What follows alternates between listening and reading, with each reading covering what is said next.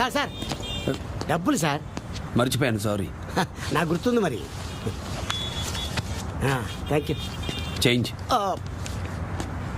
Sorry మర్చిపోయాను. నాకు గుర్తుంది మరి.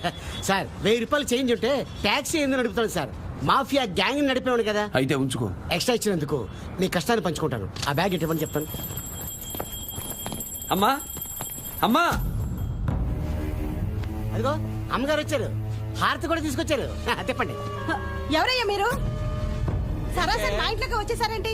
మీరెవరు? మా ఇంట్లో ఉన్నారు. మా ఇంటికి వచ్చి మీ ఇల్లు అంటావా? ఏమండి ఒకసారి ఇలా రండి. ఏంటే? రండి చూడండి. ఏమయ్యా, ఎవరు మీరు? నేను అదే అడుగుతున్నాను. మీరెవరు?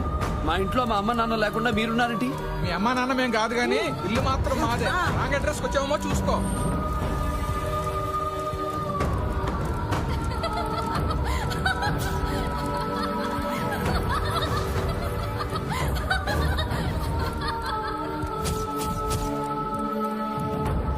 బాబు రా.